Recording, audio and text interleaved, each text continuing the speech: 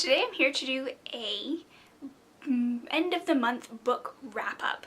So this month, January 2016, I read a whopping, this is a record for me, I think I read 26 books. Actually, I know I read that because I kept track of them. Anyway, so whilst they are fairly small books, I still think this is quite a big achievement for me. I think it's probably a personal record. So good job me, pat on the back.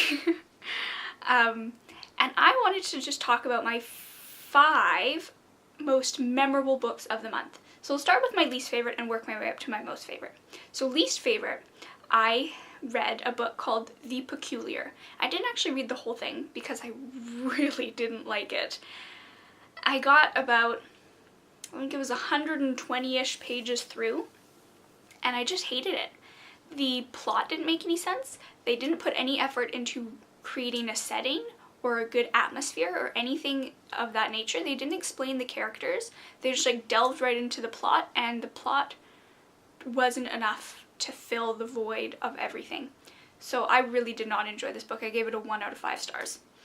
Next up, I've got The Enchantress Returns. This one's by Chris Colfer, and it's the second book in the Land of Stories series. And I really enjoyed the first one, which is called The Wishing Spell. And I was really excited for this second one because I thought, oh, obviously the first one was great, the second one will be great too. And I was so disappointed. It was almost like a pseudo-plagiarism, and I hesitate to say that only because it was because he plagiarized from his own work. Which I'm not sure if you can do. I'm not sure if it's still called plagiarism if it's your own creation that you're plagiarizing. Anyway, the first book in the series, stuff happened. The second book in the series, the exact same stuff happened. Literally the exact same stuff. So it was just like a repeat the whole way through, and I was reading it and I'm like, what's going on? Why is this happening? Why am I even reading this? It's so sad. I gave it a 2 out of 5 just because the ending made me want to keep reading the series, because I thought, oh, maybe it could get more interesting, some new stuff could happen, maybe he gets a little bit more original in the third book of the series. So I'm going to continue on with the series even though I really did not like the second book. That was a 2 out of 5 stars. Then I have The War That Saved My Life by Kimberly Brubaker Bradley.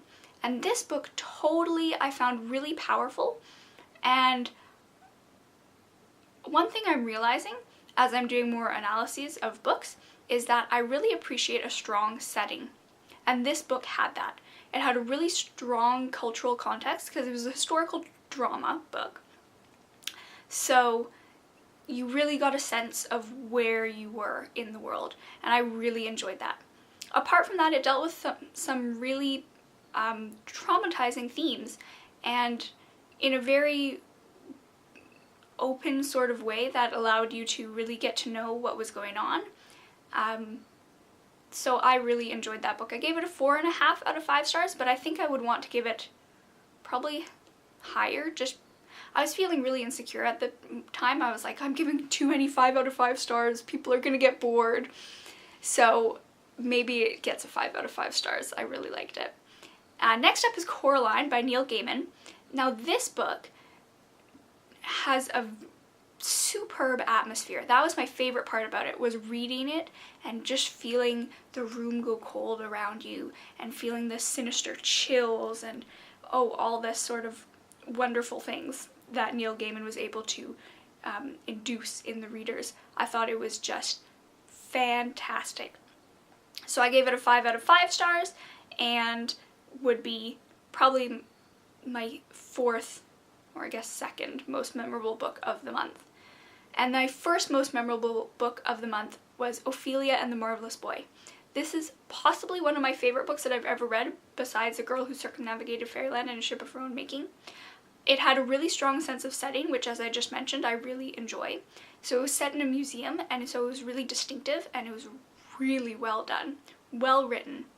The characters were awesome, the story was great, there was magic, there was unlikely heroes, there was all sorts, it was exactly my kind of book. I don't know if everyone would love it, but it was my perfect book. So that's my most memorable book of the month, Ophelia and the Marvelous Boy. I think I gave it a 5.5 out of 5 stars because I was over the moon with it. And so yeah, Let me know what you guys think, if you agree with my memorable books, and I will see you next time. Bye guys.